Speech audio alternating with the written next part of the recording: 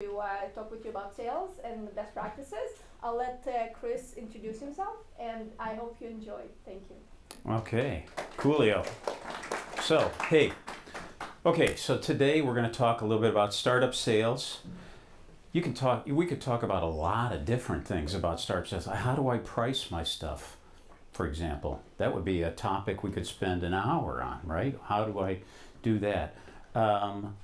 What sales model is best? Should I go direct? Should I use channel partners? Well, there's another topic. So today I'm assuming that if you are a startup, this is very early stage. You're pre-seed. You don't have any customers really. Maybe one or two, maybe none. And so the question I always get, help me find customers. So this, if you already have an ongoing business, you've raised money, you have customers, this is not for you. You know this stuff. This is for newbies, where it's all very from the beginning. This is all hand-to-hand combat. So there's loads of tools. You can look online about how to automate the sales process. This is none of that. This is like how I did this 25, 30 years ago when I had hair. No, it's even longer than that. So help me find customers. Every startup I talk to says, Chris, how do I do that? So we're going to give you some tips here today. Like I said, if you've been in business a long time, you got customers, maybe all of this is old news. So I'm going to tell you a little bit about me. I'm currently working at Visa. Yep, the credit card company, and I have nothing to do with the credit cards. As a matter of fact, I work with a small startup within that humongous Visa team to do advertising. We run ads within the Uber app, and I go out and I get large retail and restaurant chains to run advertising within Uber. You probably never even knew that there were ads in Uber, did you? See, that's our work is cut out for us. So I've done that. I've been a mentor to startups. I probably here in the last year or two mentored about 10 or 12 startups, helped with, and it could be an hour, could be 6 hours, whatever. But a lot of my career has been spent here in Startupville. So where the startups are, you're very early on. So I've been employee number 10, number 20. Started up a business internationally for a company. And yeah, international experience, I lived a dozen years in Europe, in Germany and the UK. My daughters were born there, also a long, long time ago. I speak several languages, and most recently, last year I worked for a company out of India, out of Chennai, formerly known as Madras. And prior to that, I worked a couple of years for a company out of Ukraine, or if you're a typical American, the Ukraine. Okay? I've sold software. That's probably my strength. I've been doing internet advertising, as I told you. I've sold hardware devices. I've sold premium technical support. But I haven't sold semiconductors. I'm kind of more of a software internet guy. But surprisingly enough, when I talk to startups, no matter what the business, the question is, how do I get customers? And it's kind of sort of the same, whatever business you're in. It's mainly consumer and enterprise. I've been a part of 3 IPOs. I was part of the first company that sued Microsoft for patent infringement, and we were the first guys to beat them, win. We won $100 million. That's a long time ago. And I've been part of 2 companies that were acquired. What I don't have here is lots of failures as well. Companies, they didn't have the right product market fit. They ran out of money. Or I worked for 2 companies in a 2-year period that each raised over $100 million and they went out of business. Check it out, $100 million. So if you think raising money is the key, All right, so that's me. So when I start off, when people say, Chris, I need to get customers, I ask them, what's the problem you solve? Because I think a lot of times getting a customer is, do you have the right fit? What's the problem you solve today? How big is it? How many people have this problem? I worked once for a startup. We were a $6 million company. We got to that point, and we had about 80% market share. So the total available market was whatever 6 million is equals 80% of what? Very small, right? So you could count the customers. The other question I always ask is, how do people solve this problem today that you're going after? And the other question I have is always this one down here. Why should the prospect act now? You know who your biggest competitor is? Inertia, doing nothing. Why should I change my habits? I've had this wallet in this back pocket for over 50 years.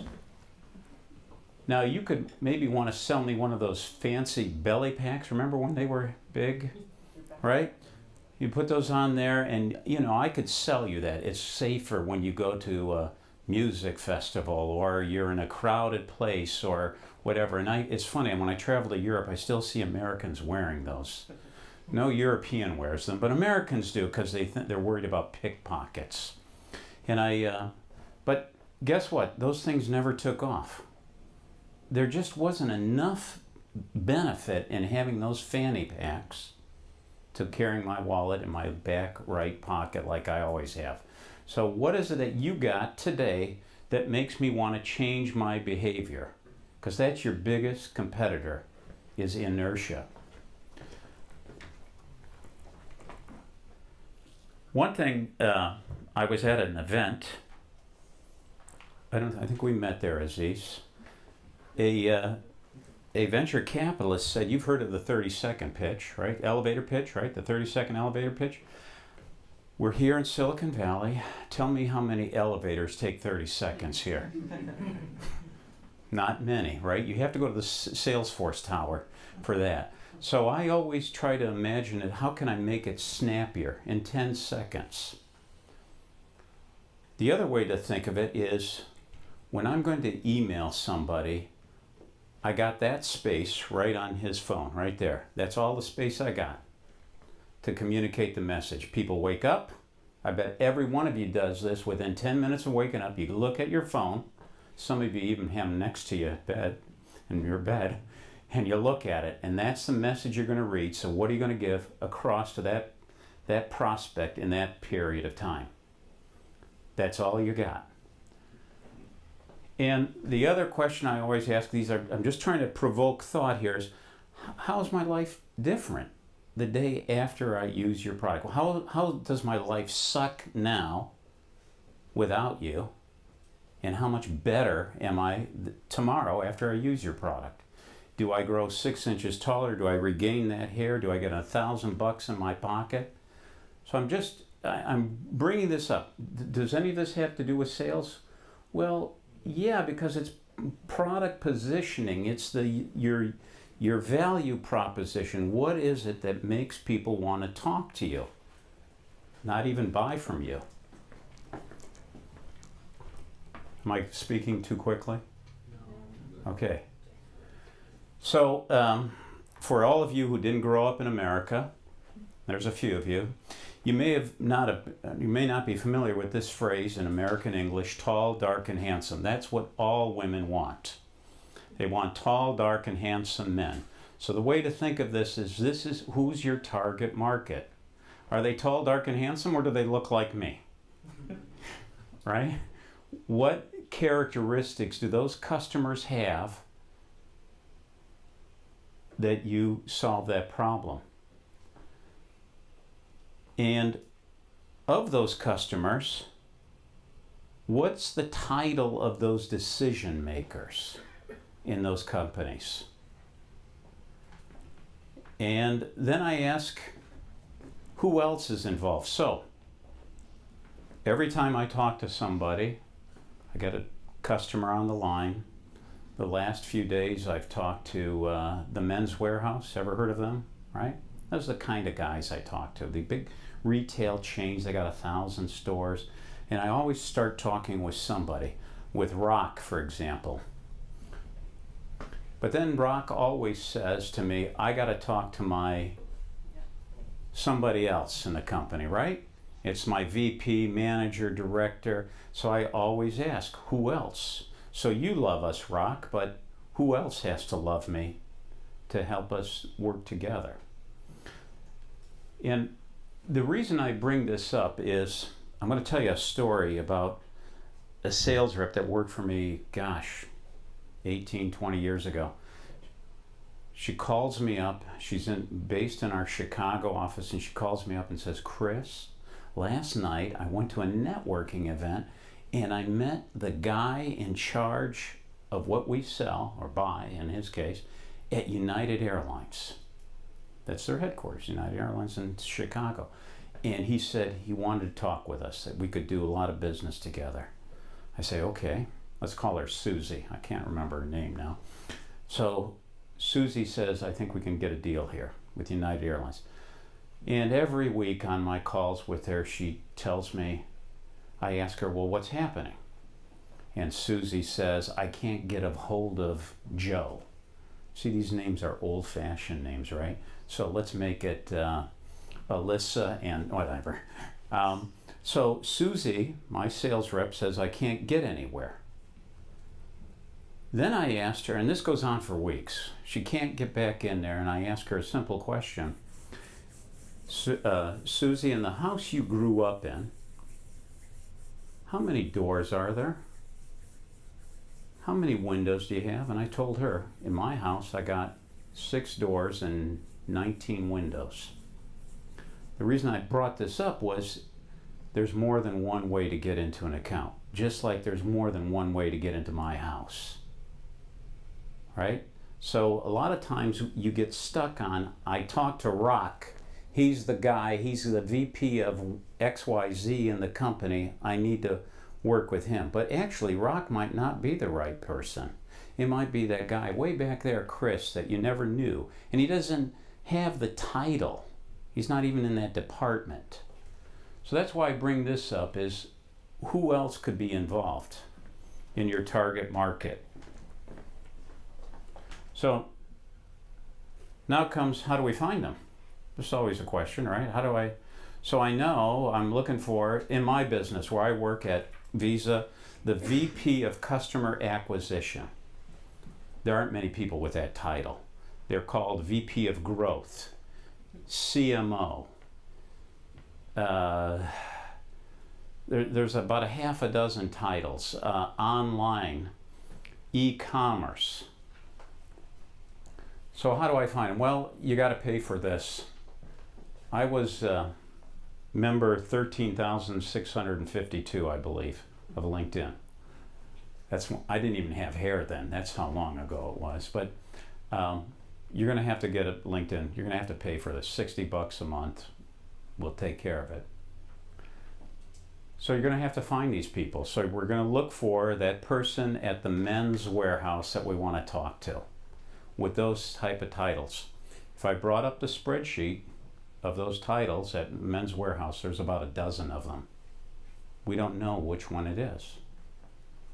So I looked on their website, I identified a few more people. You can look on Facebook, Twitter, you can call up the company, but good luck with that. I work at Visa, there are no desk phones, right? Dima, how am I going to get your phone number if you don't have a desk phone number, right? I'm not. So we're going to find them primarily through LinkedIn or looking up press announcements or their website. But, you know, generally the website will only have like the top people in a company, right? Not the minions that you need to talk to, the people that actually do the work. So here's some things, you know, check out their website.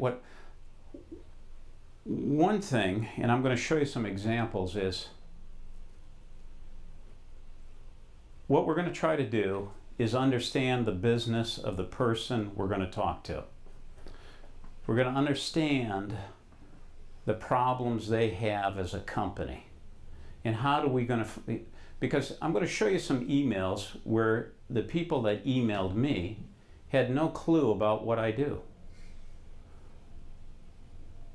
They had no clue of the business, the number of people, the what we do as a company, what are the problems we're trying to solve. So I get these robo emails. That's not what you're doing. Why? Because you're not big enough. Right? Like big companies, they're gonna use automated tools to email 10,000 people. That's not where you are at. Because why? Because you don't have a repeatable sales model. You probably don't know who the customers are yet. You might think we should be selling into the automotive industry, but really the health industry is where we ought to be going. Or maybe it should be some other industry. So you don't know. So what we're going to do is when we're going to contact these people, and we're going to do this via email, is we're going to learn about their business. Understand the problems that those people face, that you can talk to them in a personal manner. And it's not, I'm talking about not just personal, hi Chris at XYZ company, but I was looking at your website or whatever it is that you can identify a problem that you can solve for them. You can't do this all the time, but the more you can, so that's why I say research these companies before just willy-nilly emailing them or contacting them. Yeah. Can we ask questions? Yeah, sure. I think you brought up this point. If you go and visit a website, there are only the, I would say, top hierarchy of people. And since you're inside Visa, with your account, you have access to all the organization, right? So No, I don't. You don't? I have no idea. I don't have any personally identifiable information of the 3.3 billion credit cards there are. No, I mean all the people in the company, like different departments and different people. No, I look on LinkedIn. So I want to go to the Men's Warehouse. I want to talk to McDonald's. I want to talk to Starbucks. I want to talk to these very large chains that have tens of thousands of employees, right?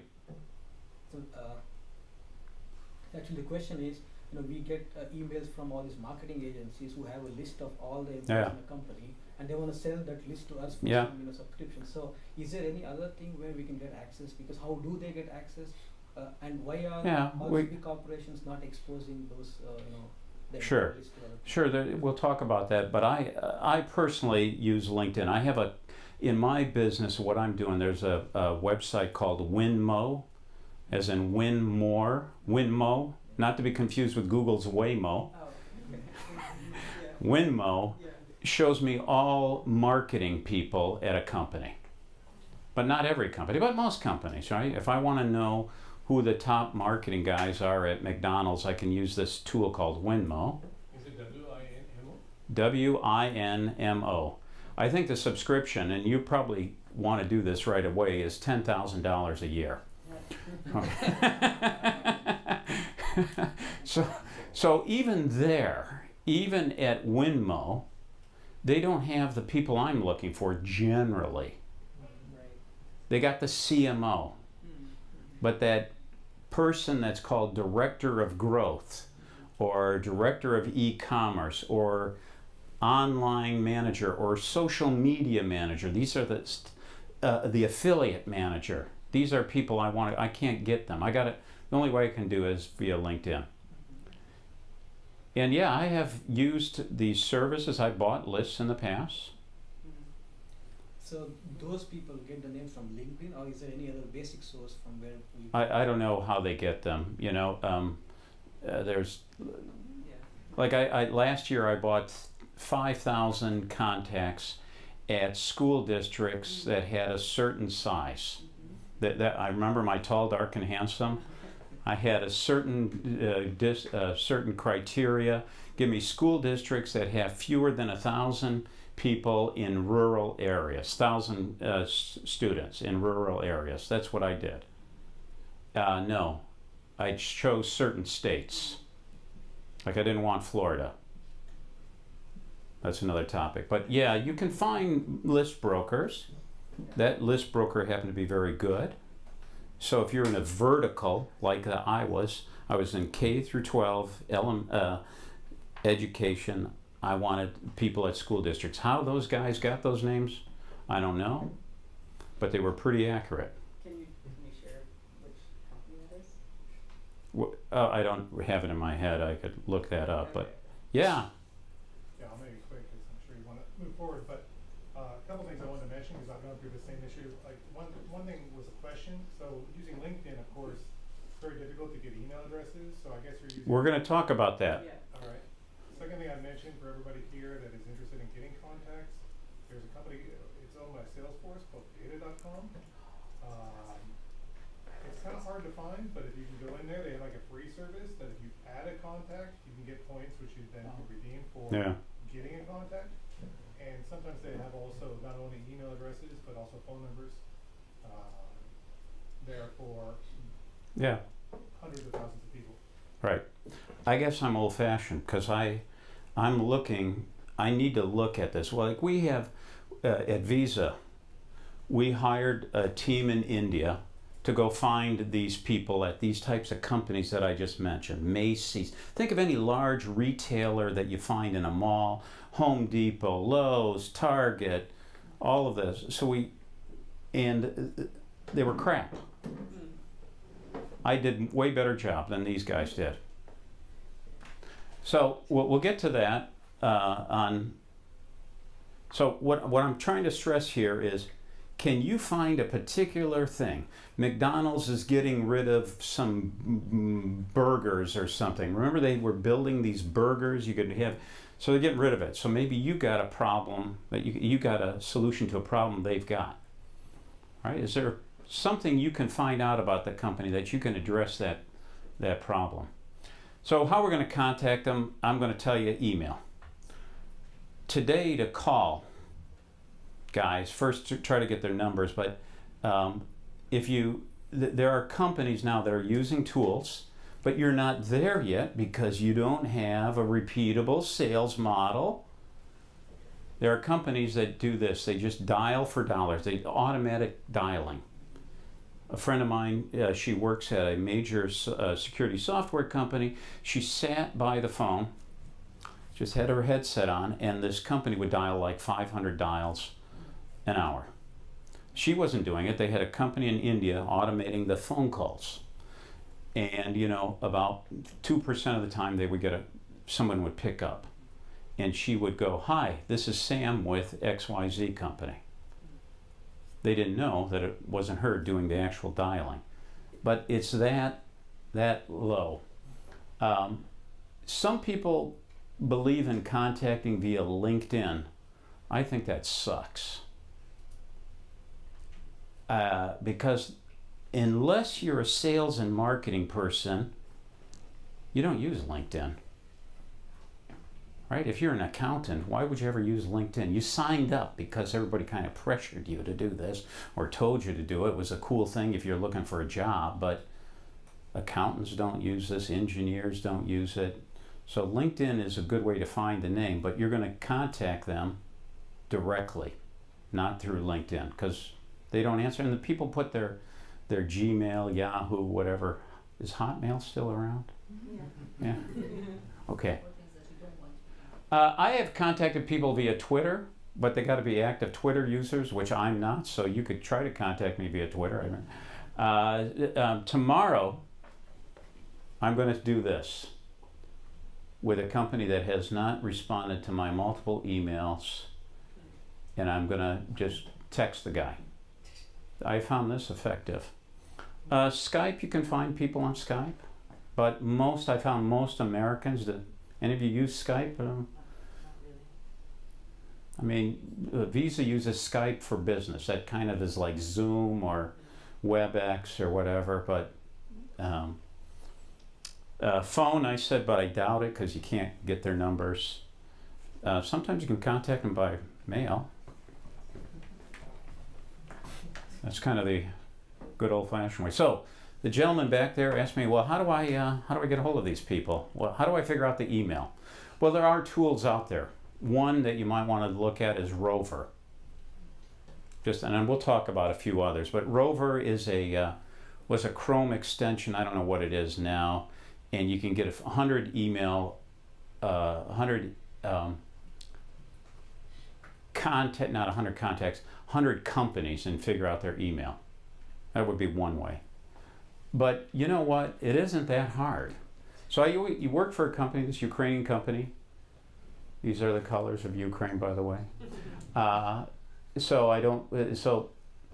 Right, it's pretty simple. Most email addresses come into one of these formats, right? I mean, I would say those four will get you 90%. Those top four will get you 90% of the emails. Now, some people like to use, some companies like to do this kind of stuff. Put the first initial behind the last name. They do fancy stuff like that. Somebody might have a nickname, especially if you're from another country and your name isn't common to Americans. You might have adopted a nickname, and outside people wouldn't know that, right? But I'm going to say that if you just tried these four, you'd get it. If you use Rover, if you look at their website, you can find their email format. So that's the easy. This is easy. Figuring this out. Any questions on that? No. So just VCC and send them to the same email to all of them. Yeah, you could do that. I've done that. I figure it's going back here. I figure it's the second one, C Mossing at Zoom support, and maybe I'll BCC those other 3 ones to see which ones bounce back, right? You brought up questions about tools. One of the tools, are anybody familiar with Yesware or Mixmax? Okay, so Yesware and Mixmax are kind of sort of similar tools. There's several other companies that have tools like this and they work fabulous with Gmail. So you got a Gmail account. So what Yesware allows you to do is find out if the person opened the email. That's kind of cool, right? Did I send it out? Did Chris back there? I sent it to Chris back there, and did he open it? It also allows you to see if he forwarded it. If you put a link in, did he click on the link? Did he open the attachment if you were to do that? And you can also time the emails. There's a lot of these companies, both Yesware, Mixmax, a company called SalesLoft. They have blogs on how to sell, on how to do emails. Like, some people say send it late in the day. Most people say send it early. Remember, you're waking up and the very first thing you're doing is looking at the email. So like when I send emails to the East Coast, I usually send them about 4:30, 5 our time. Right, so they're getting them 7, 8 o'clock in the morning. So you can do that with Yesware, Mixmax. Rover is that tool that I told you about that is a Chrome extension that you can find email addresses or the format. Winmo is that thing for $10,000 and a free trip to Rancho Cucamonga. You can get that. Clearbit is one of those lead, there's several companies, if you've got a lot of money, that say, you tell them, here's our target market, this is what our tall, dark, and handsome look like, and if you buy 10,000 leads, they'll do all of the automation of sending it out. I don't think you're there yet, because you're trying to figure out who's going to buy this. And yeah, lots of lead brokers. There's a company out of Omaha, Nebraska, Info something. They, find all the accountants in Peoria, Illinois. I want to buy that list. All right. Okay, so now we're going to do the email. The subject line. It's going to be 4 words or less, maybe 3 words. Something that's going to grab their attention. I always put the first name dash, and then the subject. Could be something bland like Men's Warehouse and Visa partnership, right? Something like that. If you can, you know, these are things you can get from those blogs that I mentioned at where put a number in there, put a surprise, put whatever. You went to the same University of Spoiled Children, so you put that in the subject line and you lead with that. So the subject line, why do we want to make the subject line unique? Because all those emails that top executive is getting, he's got to have some reason to filter them. So if you got a cool subject line, that's gets you the open rate, right? Yeah.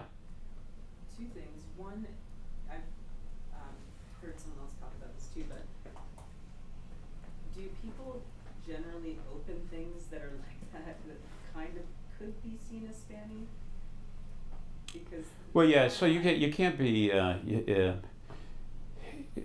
so it can't be false. No, but Right? Like you can't put in USC and then you had no connection to USC. I graduated in 1999 and I lived in this dorm, blah, blah, blah. It's got to be genuine, right? right. But I just mean even that kind of wording. You know, do you find people really? Okay, open that? so you know what? Yeah. What are you going to do? We're going to test it. Yeah. We're going to test, and the job I'm in, remember I'm at that startup within Visa, Right. we're trying to still figure out Okay. how to get people to open up our emails. Right. Right? You would think, I thought, I'd never worked for such a huge company. They're just saying Visa. People would, well, I got to talk to the guy from Visa. He's with a big company. No, I got to have a benefit to these guys. So it's got to come out clear in the subject line and in the first few lines of that email. Some people are able to do it with humor, numbers. You know, if the number was 332%, that's how much we're going to increase your blah, blah, blah, or reduce your costs or whatever. Personal, that USC example I gave, I did not go to USC. So we gotta have a cool, catchy subject line to get somebody to open it. So now I got my do not. And I'm gonna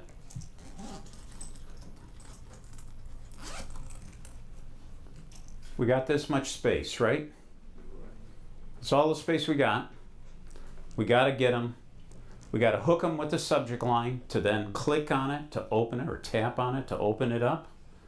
And we got to get them hooked.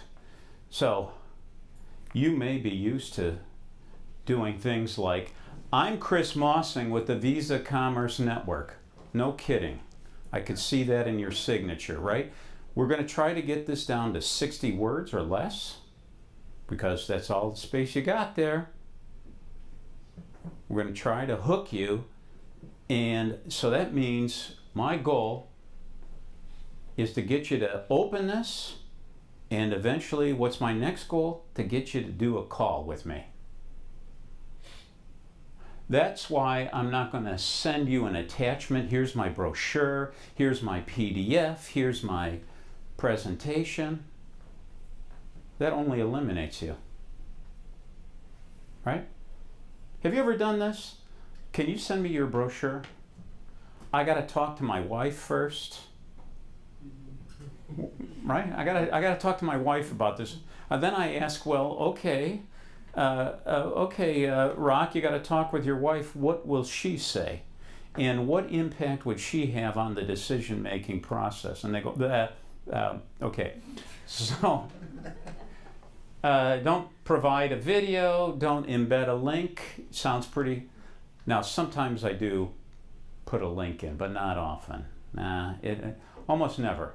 Remember, I'm trying to do one thing, get you to open the thing, the email, and then say yes to the dress. No, my daughter's getting married, so we're talking about that show.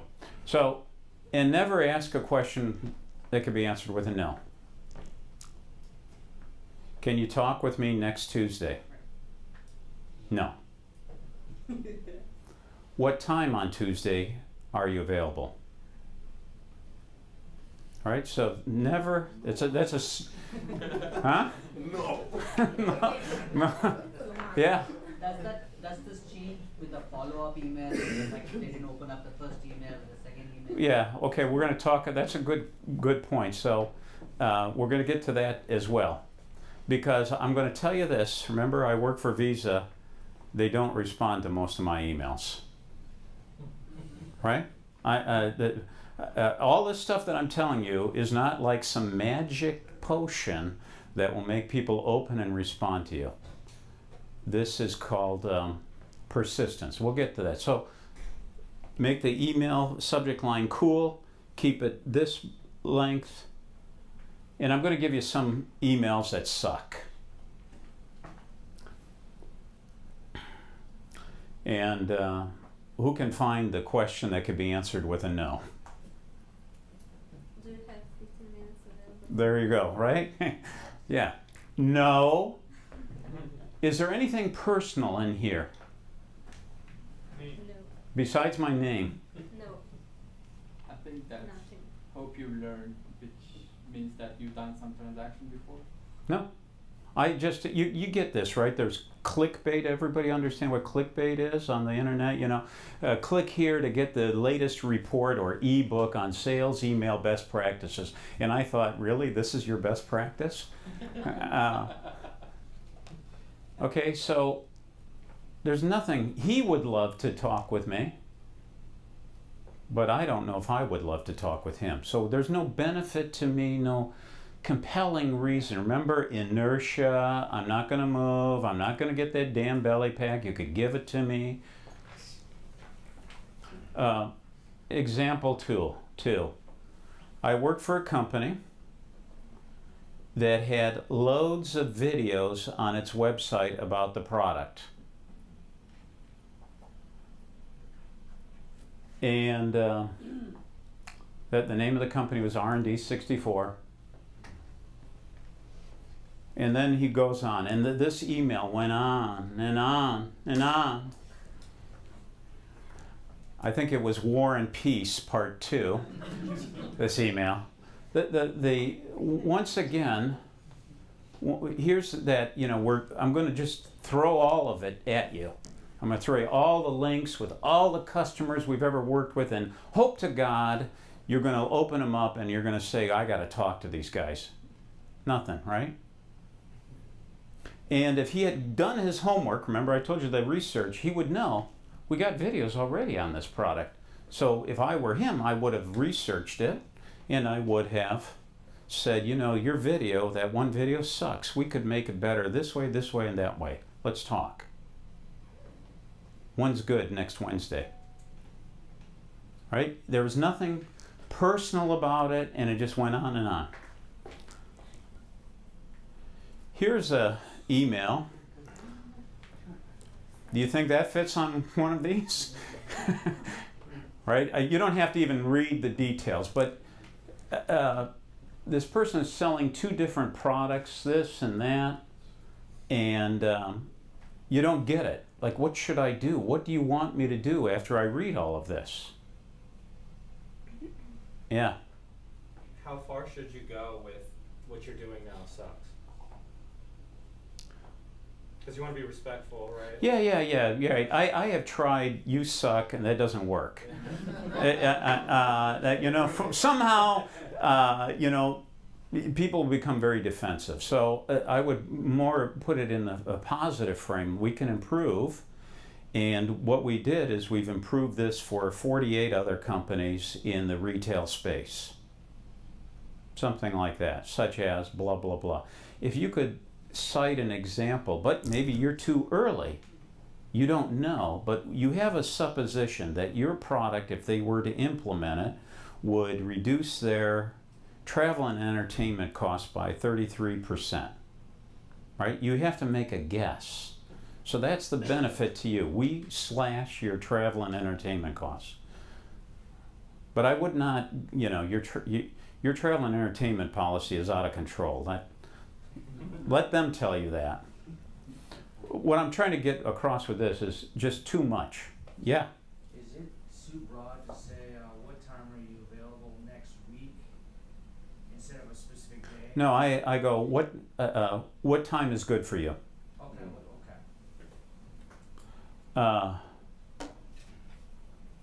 Here, this is my email. It's too long. It only goes to about here, I think, or here on a mobile phone. I think it's here. So I try to strive, we're a new acquisition channel, we're going to drive you thousands of new customers. And how do we do that? We do this way. This really is actually I should put this up at the top, because this is what I have found in my subsequent conversations drives people to respond to me. That I can target customers in a way unique to me, to only Visa. We got all of this data and we can do this. This is what they like. You know, I tell them what we're doing here, but this is so I got to really reformulate. So going back to, somebody asked, what if your subject line, I changed it. I have changed my subject line 15 times. I've changed this 28 times. So it's a lot of reiteration, and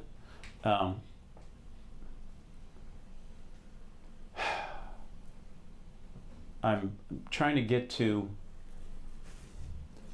so our goal, remember, is to get them to open it and get the appointment. That's what we're doing. We're not trying to sell them how terrific we are, but we want to seduce them, right? We want to make it like, oh, it's kind of, think about movie trailers. Oh, that looks like a cool movie. I'm going to go see that just based on the trailer. Right? So that's what we're trying to do. Get them to come to us. Make it relevant and human. I hit that. Make it mobile, short. Okay. I didn't talk much about this. I told you about the 5 doors and the 19 windows, plus the chimney and the crawl space. All are ways to get into my house. So don't rely on just one person. And I email different people in the account, generally with the same message, to try to find out who do I have to talk to. So I don't email them all together. I don't email these 5 people. I don't CC them all. I don't put them all in. He gets a separate one. She gets a separate one. He gets one. He gets, right? Now, oh yeah, you asked me, well, they don't respond. Well, join the club. So there's a couple of things. Build the funnel. You got to have a lot. This is hundreds, thousands of people you got to do. In each account, find 4 to 6 people, and you're gonna email them all separately.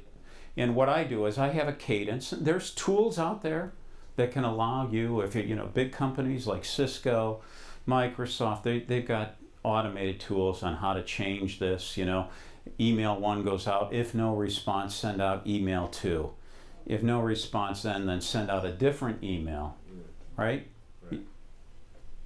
If you got the dough to buy these things, there's outreach.io, and there's like 64 of these. And if you go to other guys that talk like me, they'll tell you all about that. Remember, we're baby steps.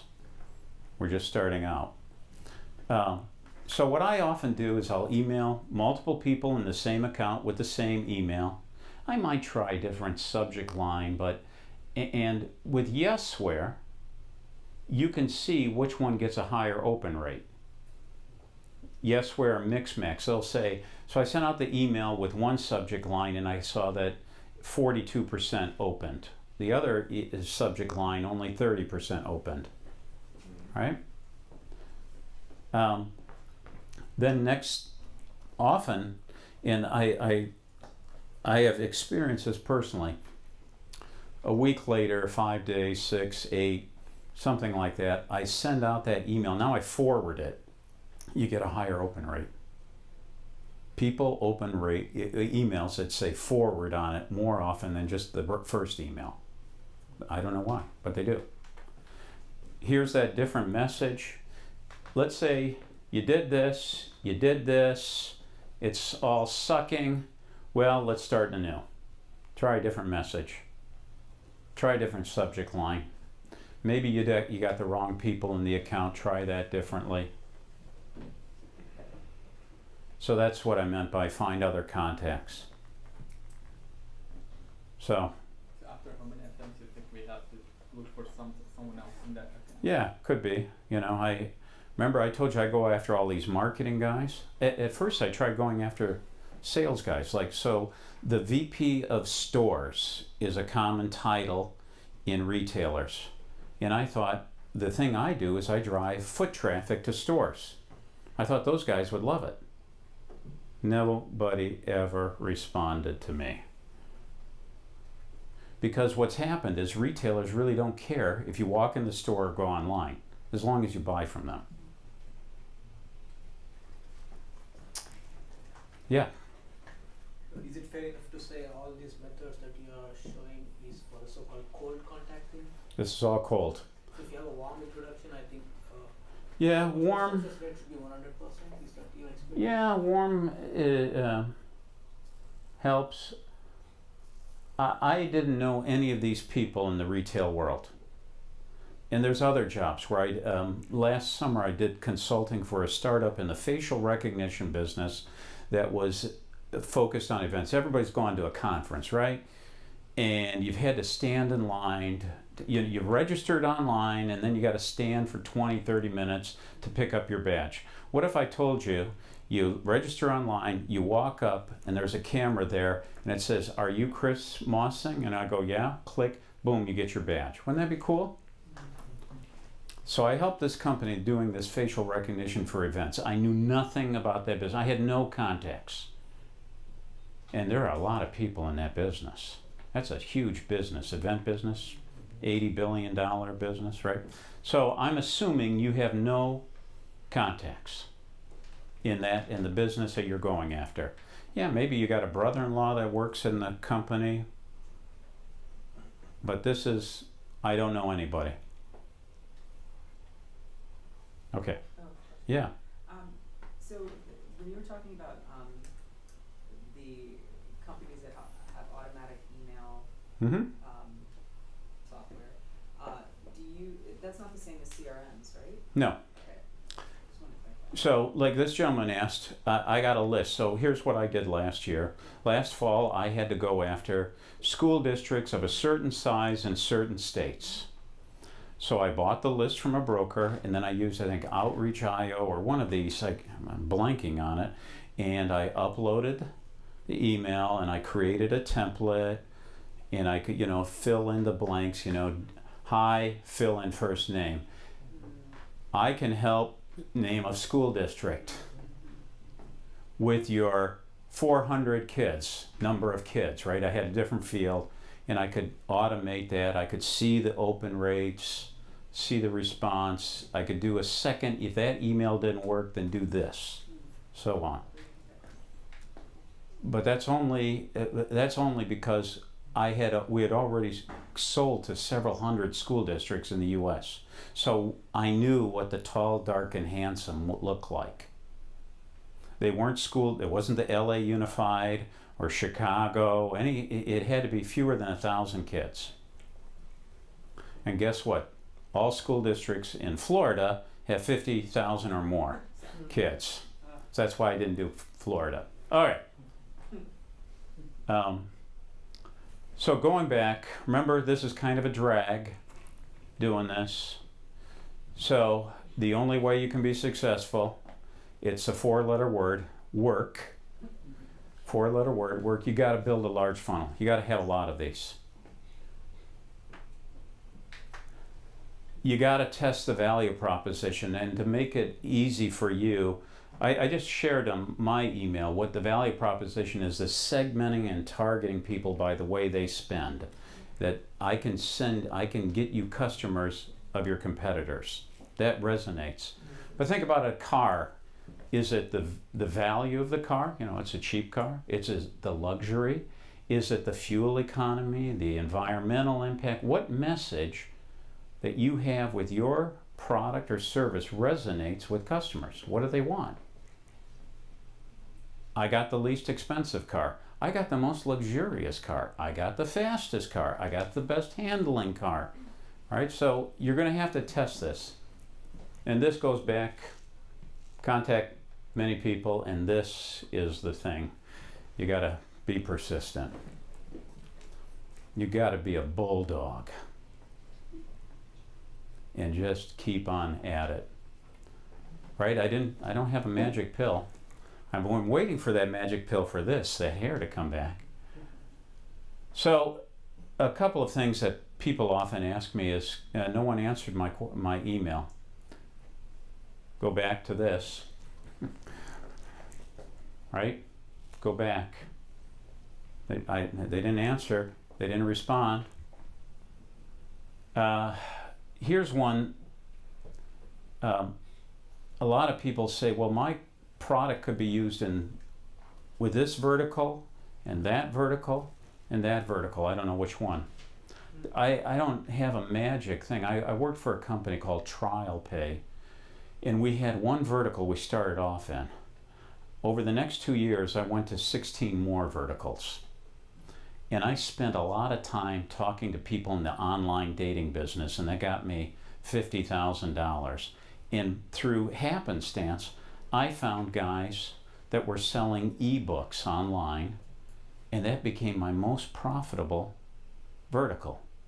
But I kept on trying to find that. So I don't know, you know, the message to one vertical is clearly different from the other vertical, and then sometimes your website doesn't align with that other vertical. Right? We're talking about the auto industry, but you discovered this would be great for the entertainment industry. Clearly your website doesn't talk about it, so I don't know if you put up a page or something. The other day, anybody ever read it? Yeah, go ahead. What's a vertical? Vertical.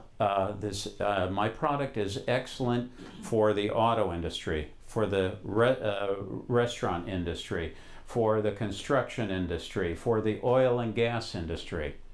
So a lot of times when you're a startup, you don't know where your product fits best. You think it's for oil and gas, and then you go, oh no, we found this other thing. I'll give you one example. I worked with a startup that went through the Boost.vc accelerator. It's up in San Mateo. And these guys had 3D analytics. You had to put on those funky glasses, right? And they were telling me that they got their start in working with the oil and gas industry. So we're trying to figure out where to drill next. And they have these very complex spreadsheets with data, and they're trying to unite the data. So that was their first thing. And then Unilever, one of those big FM fast-moving consumer goods, found them. And they said, well, we got this other problem. And they never knew about that. And they pivoted the company to go after that industry because they found it more lucrative, easier to sell, faster, right? So you don't know when you're a startup. Did that answer your question? Here's one. I got this the other day. Most people never respond to your emails, right? And then I got the CMO, the Chief Marketing Officer of California Pizza Kitchen. He said, no thanks, we're not interested. Oh my God. I thought something that a guy told me 40 years ago. He said, Chris, the selling begins when the customer says no. So I'm sure in his mind he was trying to be polite, and he thought by telling me that I would stop hounding him, Wrong. So today, so he gave me the no thanks, right? He was very polite, and I'm sure his intention was, this will get Chris off my back. He won't email me anymore. In turn, I went back to him because he now gave me permission, without him knowing it, to now go back to him. And I said, what's his name? Sam, Bob, something like that. I said, Sam, thanks for letting me know. But before you shut that door, here's why you should talk to me. Once again, mobile, short, got to the point. And I said, when should we talk? If it's not interesting, I'll put you on the back burner to 2020. Right? I'm very polite. I didn't call him stupid. He was stupid for not saying yes. And what did he do? I sent it, it goes out tomorrow morning. Okay. I timed it to go out in the morning. Another issue, and we could have, the next slide we'll talk about, well, now we get the guy on the phone. What do we do then? And we'll talk about that. But that could be another one of these discussions, right? I mean, all I've been focusing on today is getting you a first phone call. Not what happens when you get the call, what happens after the call. That we could do that, spend forever on that. But a lot of times, what I have found, my biggest mistakes is not qualifying the account. Remember I said, who else is responsible? Rock is the guy we think, but then Rock mentioned something about a VP. And I never got to talk to Rock's VP. I never got to, and we'll let's see if this comes up. Yeah. So this qualification, now right, you were brilliant because you sent out 1,000 emails and you got four appointments, right? People said Tuesday afternoon, 2 o'clock. Got it? Got it. So now we're going to do the call. And remember, this one slide, I could do another one of these here. You got 2 ears and 1 mouth, right? So listen. The best successful salespeople are about 50-50 talking, listening. Right? It's a real conversation. Of course, I think I have conversations with my wife, but she says I just talk at her. But ask a lot of questions because what I want to do is get to know fast. Early on in my career, I wanted to get to yes fast. I heard people say, yeah, that sounds really cool. That's interesting. And I walk out of the meeting, whether it's on the phone or in the in a conference room, I walk out and I got these happy ears. Oh yeah, they're going to buy. And it's because I didn't get to know fast. Let me give you one example. 20 years ago, I worked for a company out of Boston, and I was their rep here on the West Coast, and they said, Chris, can you get us into Cisco? So I got the appointment. We were selling software to the IT department. They already used another product from Microsoft. We get in there. I get the co-founder to fly out. He's the CTO. We get into this big conference room like this. We got about 15 people there. We got another 15 people on a call. And the CTO, he's so anxious to get his computer out and show our product. So within about 5 minutes, he's doing this demo. The next 3 hours, they're asking this question, that question. Oh, yeah, we can. Oh, that is really cool. You guys can solve a big problem for us. And we walk out of there happy ears. He flies back to Boston. The whole company, the CEO is calling me, asking me when we're going to close Cisco. Of course. 3 weeks go by. I email, I call the guy, leave messages. Nothing happens. And finally, he calls me up. And guess what? We could have found it in that day when we were there. He says, Chris, your software is terrific. But you see, and we told you this, we got that Microsoft product in place. And even if you gave us your software and gave us the professional services to implement it, we wouldn't take it because we built our whole infrastructure with that Microsoft product. The pain of ripping that out is greater than the benefit you give us. Now, we'd really consider it if you were like an extension or a plug-in to that Microsoft product. Like if we could connect you and take all the things, the good things that you have that Microsoft doesn't have, we would consider you. Can you do that? No. So, right? We Wasted all that time because we didn't get to know fast.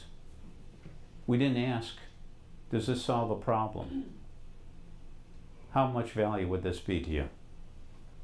So these are, remember, once again, we could talk about this qualification that you have to do on the phone. Can you get to that? And sometimes you can't do it because it's kind of like a first date, right? The first time I went out with my wife, I did not ask her to get married. Did I ever ask her? So it's a little bit of checking each other out, finding out if there's an intersection where we can continue the conversation. So that's why I always ask, what's the next step? When are we going to talk next? What's it going to be about? Are you going to bring other people to that call? And so on. I'm almost done here, I think. So can I, Yeah. So in this discovery call, Mhm. should we even demo our product, or should we just resist that and just leave the discovery question separately and then have a subsequent? Don't do what that CTO did. Sometimes I do. I send out a presentation for every one of my meetings for Visa.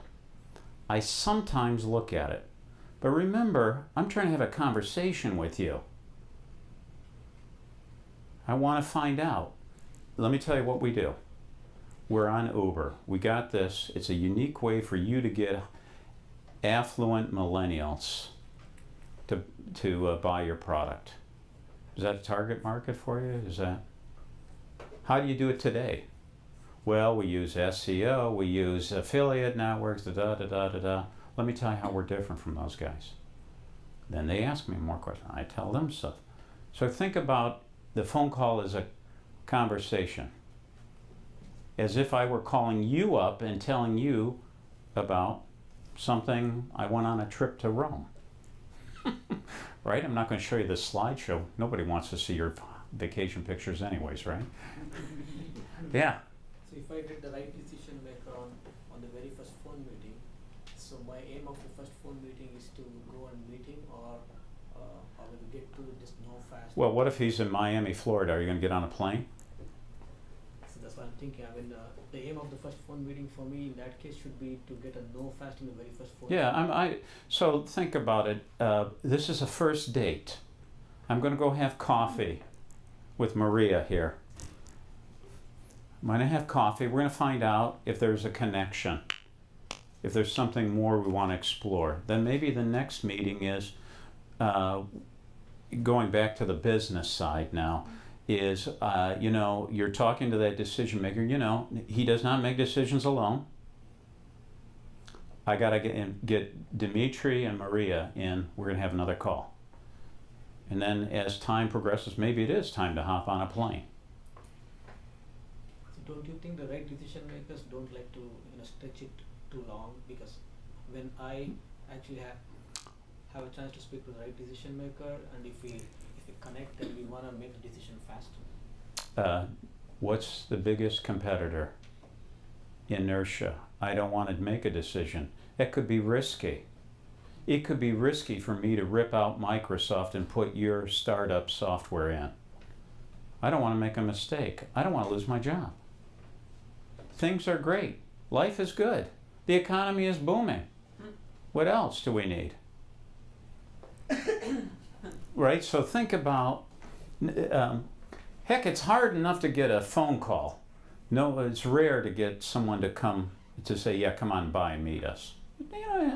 Anybody that's in the Bay Area, I offer that up, but generally they say no. It's kind of like saying to a girl you meet, hey, let's go on vacation together on our first date, right? No, we're going to have a coffee in a public place where I know that you're not some stalker. Yeah. Mr. Chris. Yeah, just one thing on that, it also depends what product you're selling.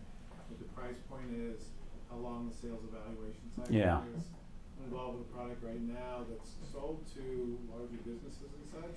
They can make a purchase based on a very short presentation on it, a small purchase, and then that launches a pilot and needs more. So Yeah, I guess I should have prefaced that. That's right. I'm thinking of purchases that involve tens or hundreds of thousands of dollars. I mean, if I gotta spend $1,000 for this pixel, you're absolutely right. Boom, just do it. Okay. Getting to know fast. So here's the thing, and I've done this with people either on the phone or in person. If you've got a business and you want to know, you want some help, I've worked with companies that are far away from here. I did this with a company out of Berlin recently. I just sat down, I said, let me help you find on LinkedIn those people. Do a screen share. This is how you use LinkedIn to get it.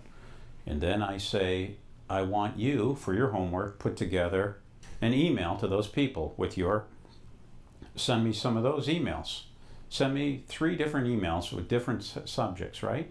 Because remember, going back to that car experience, maybe it's the performance that makes me want to talk to you. Maybe it's the price of your car. Maybe it's the safety of your car, the fuel economy. What is it? So try different things. So you know, learn how to find the right email address. That was pretty simple, but I'll show you how to use Rover and stuff like that. I don't know if I haven't figured this out, man, because otherwise I'd be really rich, you know. But I've learned a lot over the years about how to do this. So I think I'm done. So that's me.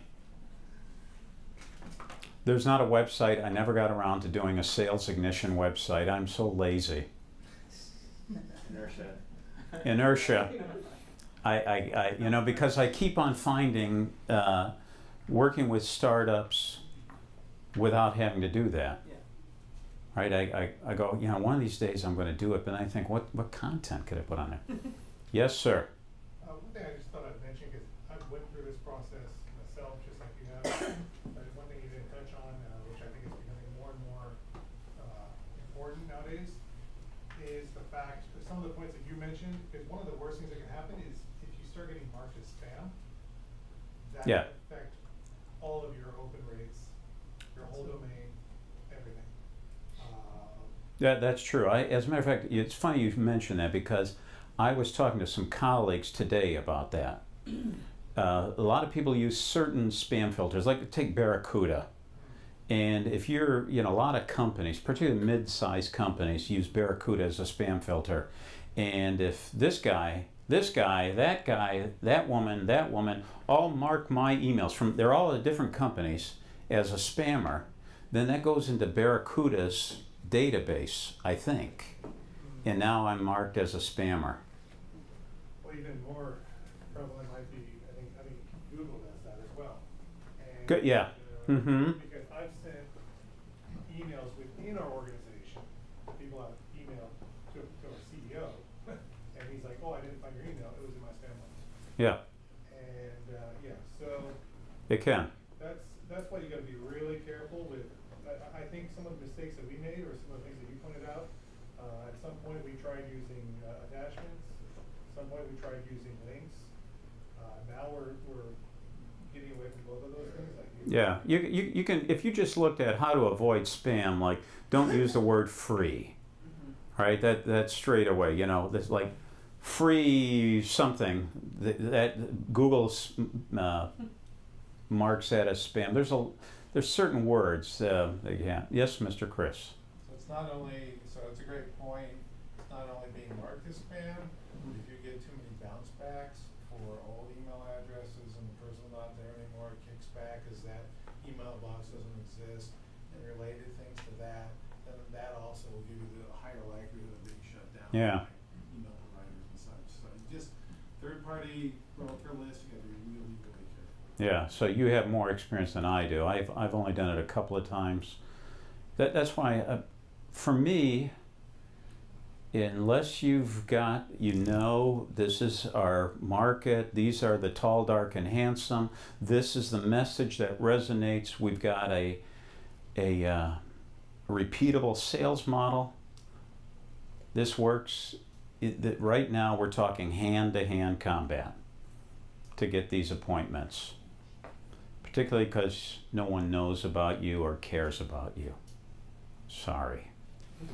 I thought Visa would help me. Sorry. Okay. Did I talk too much? I don't. What were you expecting that maybe I should talk about? Yeah. Go ahead. Okay, can you please give us more details about how to use the link to find the customer we want to contact? So you have to, the very first easiest thing is pay $59.99 a month to get their navigator. You pay for the subscription. 10 years ago when LinkedIn was new, it didn't have as much value as it has today, but it was free. You could find anybody. But first get LinkedIn, pay for it. That's the only way. Never use the LinkedIn in-mail that has that feature. You could contact me via, and I would respond because I'm a sales guy. I live in LinkedIn. But if you're talking to accountants, engineers, HR people, unless they're in recruiting, they don't care. Yeah, back there. Yes, I got a question in terms of like when you're selling higher ticketed products, service like tens of thousands of dollars a month. What's some of the takeaways that you experience that is helpful when you're selling a bigger ticket item or service? Qualification. Qualification meaning getting to know first, finding out, do they really have going back, I told you that Microsoft thing. Another example, working for that same company, goes back about 20 years ago, I had a Blue Cross of Hawaii contacted me. They were interested in our software. They found us. And I did what you did. I jumped on a plane to Honolulu. Who wouldn't, right? But you know what? Going to Honolulu is pretty crappy from a business viewpoint. It's not a target-rich area. Unless you're selling to the hospitality business, right? Hotels, restaurants. There's not much going on there, right? You'd be better off going to Cleveland. So I get on a plane and I bring my sales engineer. We set up a proof of concept. We're selling to IT guys. These are deals that are in the hundreds of thousands of dollars. And they tell me what we have to do to the process to go through. And I keep in touch with the guy and da-da-da. And finally I say, I'm going to come out to Honolulu again. Get back on a plane, go out there. And I'm talking to him. Let's call him Dimitri as my guy. And I say, Dimitri, what's stopping us? He says, you ought to talk to the CIO. So I go to see Betty, is her name. I remember that. The CIO, Betty. And I sit down with her and she says, Chris, Maria here, your contact, who is lower level, sings your praises. We love your product. But guess what? I got about 6 major projects, IT projects going on. We don't have the budget nor the resources to go for it. So even though we love you, we can't afford you, we don't have the time, goodbye. I could have found that out before I ever got on a plane. But it was pretty nice being at the beach. So the takeaway is find out more. Like, who else are you considering? I mean, we could go on. That would be another qualification, would be another one of these type of things. Yeah. You. I understand this is sales for startups, so maybe this is the wrong question, or I'm asking it the wrong way. But who in your mind does a really excellent job of selling their technology products today? In that regard, who do you think is really at the top of the pyramid? Well, Salesforce. But they've been around 20 years, right? So they do, and they built their product portfolio out. So they've excellent Zendesk kind of competes with them on some level. There's a lot of guys that do this, but they also have, going back to that value proposition, early on I talked about what's the thing you solve, how good is it, how many people have this problem, can you identify these guys, and is your message compelling enough? I told you about that company I worked for. We had $6 million in revenue. The total market size was $8 million. We had a very narrow market. We could count, I think there were about 30 companies we could sell to in the world. But that's okay. We eventually sold the company, and we were eating enough steak. Yes, sir. How about the other direction? What if it is $1,000 product? How would you tune that? Well, then you don't need me. Right? You use other methods to sell, right? It's online, it's, you order online. You don't need to talk to a person, right? This is more enterprise. You need to sell it to somebody. Somebody's going to write out a big check. That's what we're talking about. But if I'm selling Pixel phones, I don't need guys at a Verizon store to sell it. They're order takers for the most part. I'm going to use marketing. I'm going to do TV ads. I'm going to do web ads. I'm going to do clickbait. Get your free ebook on the Pixel and how it compares to Samsung and so on, right? Anybody else? But for even like $1,000 product, don't we have to, like, especially as we are starting up, don't we have to do the normal sales pitch to get some referenceable customers? No, you would hire that guy back there, Chris, who could do all of this online for you, right? I mean, that's, I used to work in that world of consumer internet where we're just trying to sell 100. We want to sell 1,000 of these $1,000 things or 10,000 of these. You don't need someone like me. It could be you do it direct. You do it through a channel. Maybe you're selling a Pixel and you're going to sell it through Best Buy, right? But you don't do that direct.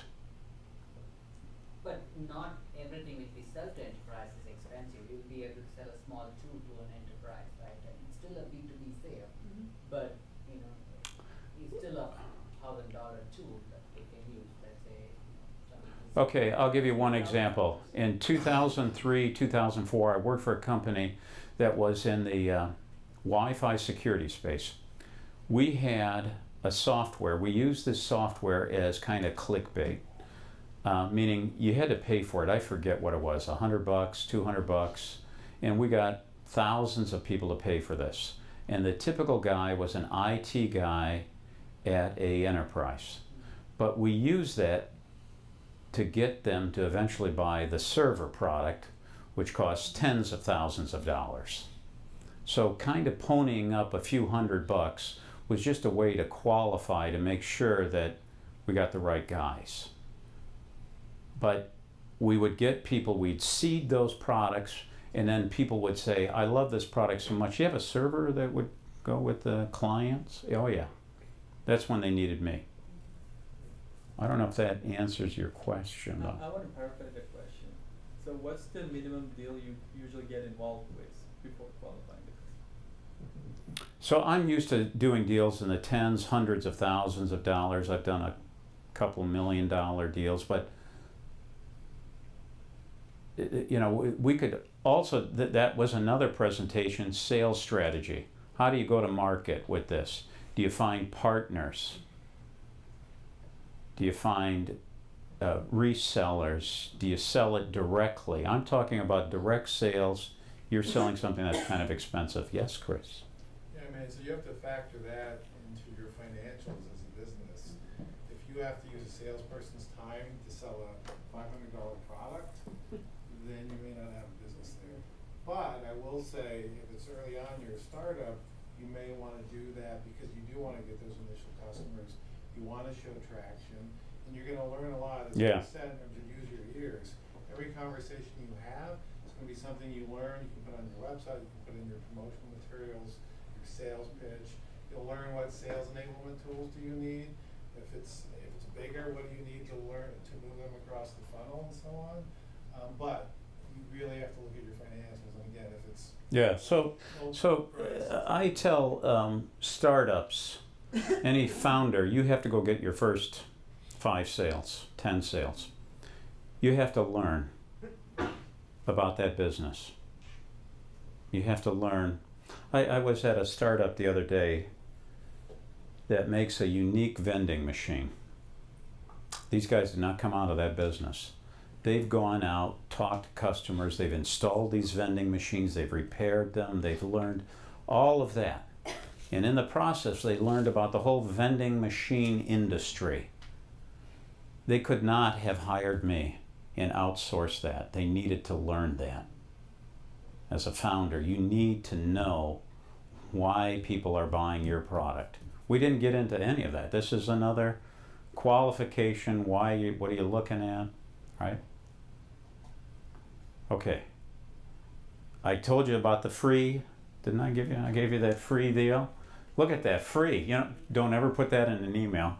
But if you want to, do this, we can set up a time. Do this either in person or on the phone via Skype or Zoom, one of those things, and do a screen share. We can take you through that. It takes maybe a half hour. And no, it's not a magic bullet. It's not a pill. Okay. Have I done enough talking? Thank you. All right. Thanks so much, guys. Thank you, everyone. You can contact Chris. Oh my God. Take a picture of this. Yeah, so thank you. We are going to have another event on the 24th. It's going to be about also sales, but specifically how you convert